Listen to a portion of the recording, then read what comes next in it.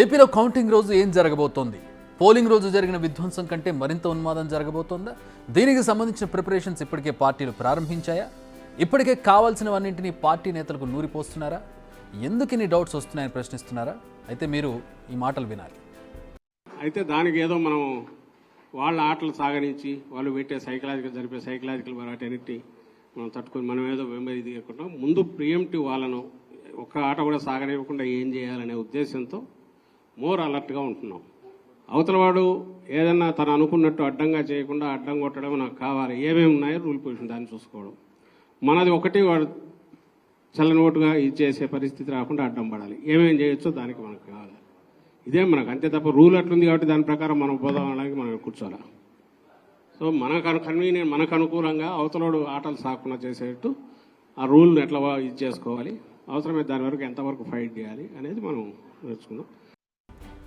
విన్నారుగా, ఈ మాటలు మాట్లాడింది సజ్జల రామకృష్ణారెడ్డి. ఆయన ప్రభుత్వ సలహాదారు and YCP party general secretary. మాట్లాడిన ప్లేస్ వచ్చి వైసీపీ కౌంటింగ్ ఏజెంట్లతో నిర్వహించిన సమావేశం అది. ఆయన చెబుతున్నది ఏంటంటే రూల్స్ గీల్స్ అన్నీ మడిగట్టుకొని కూర్చోకండి, టీడీపీ ఏజెంట్లు చేసే కుట్రలను అడ్డుకోవాల్సిందే అంటున్నారు. ఆయన సింపుల్గా చాలా స్లో వాయిస్తోనే చెప్తున్నారు. బట్ ఆ మాటలు చూపే ఇంపాక్ట్ అంతా ఇంత కాదు. ఎందుకంటే ఏపీలో రాజకీయాల తర్వాతే ఏదైనా అంటారు నేతలు. సో దానికోసం ఎంతకైనా తెగిస్తారని ఇప్పటికే పోలింగ్ రోజు మనకు తెలిసిపోయింది. ఇలాంటి సమయంలో పార్టీలో కీ రోల్ ప్లే చేసే వ్యక్తి ఇలాంటి వ్యాఖ్యలు చేయడం దేనికి సంకేతం? అల్లర్లను ఆపాలని చెబుతున్నారా, అల్లర్లను చేయాలని చెబుతున్నారా? సంయమనం పాటించాలని చెప్పాలి. అసలు అర్థం కాని సిచ్యువేషన్ ఇది. మరి సజ్జల లాంటి వ్యక్తులు లాంటి వ్యాఖ్యలు చేస్తే టీడీపీ పెద్దలు ఊరుకుంటారా? ఊరుకోరు కదా. వెంటనే అక్కడ కూడా కౌంటర్ వచ్చింది.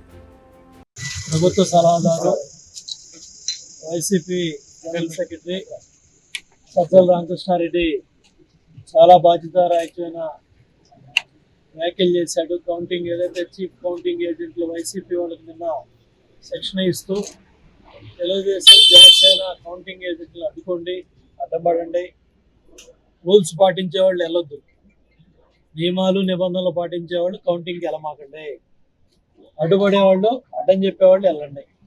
ఇది అంటే కుట్రదారుడుగా ఎన్నికల కౌంటింగ్ ప్రక్రియని అడ్డం పట్టడానికి ఏదైతే ఓడిపోతామనే భయంతో ఓడిపోతామని అర్థమయ్యి ఈ కుట్రలకి కుతంత్రాలకి తెరలేపారు.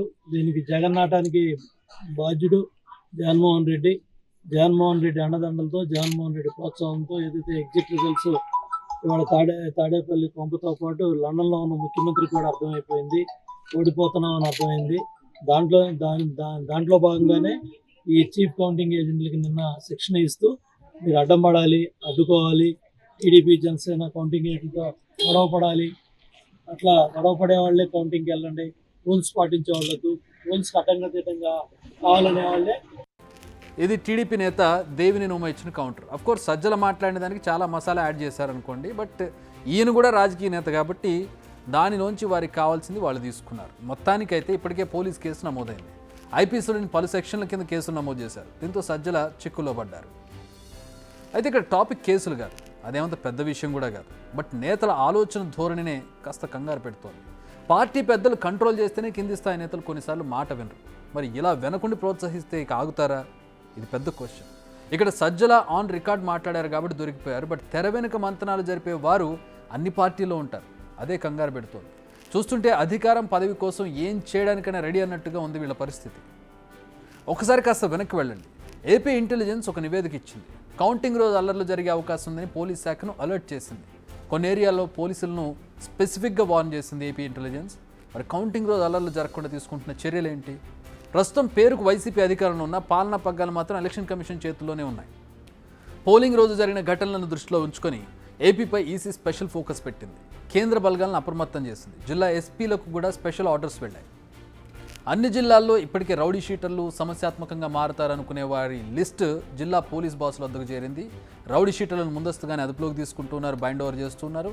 అలా కుదరదనే వారిని హౌస్ అరెస్ట్ చేస్తున్నారు. ఇంకా సమస్యగా మారతారనుకున్న వారిని జిల్లా వదిలి వెళ్ళాలని చెప్పి ఆర్డర్ చేస్తూ ఉన్నారు. కౌంటింగ్ ముగిసే వరకు, బహుశా 7వ తారీఖు వరకు వాళ్ళని అక్కడికి రావద్దని చెప్తున్నారు. కౌంటింగ్ ముగిసిన 2 రోజుల తర్వాత వరకు కూడా ఇవే ఆదేశాలు ఉంటూ ఉన్నాయి. కౌంటింగ్ సెంటర్ల వద్ద భారీ భద్రతను ఏర్పాటు చేస్తున్నారు. ఏదైనా అవాంఛనీయ ఘటన జరిగినా ఎదుర్కొనేందుకు అదనపు బలగాలను కూడా స్టాండ్ బైలో ఉంచుతున్నారు. సో రాజకీయ పార్టీలైనా, పోలింగ్ ఏజెంట్లైనా, పార్టీ కార్యకర్తలైనా కాస్త బాధ్యతగా వ్యవహరించాల్సి ఉంటుంది. ఇప్పటికే దేశవ్యాప్తంగా పోయిన ఏపీ పరువు చాలు.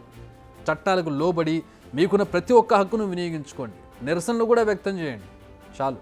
బట్ హద్దు మీరకండి, మీ జీవితాలను చిన్నాభిన్నం చేసుకోకండి, కౌంటింగ్ను ప్రశాంతంగా ముగిసేలా చూడండి. బిగ్ టీవీ అవుట్లుక్ కథనాలు నచ్చితే వెంటనే బిగ్ టీవీ ఛానల్ ను సబ్స్క్రైబ్ చేయండి.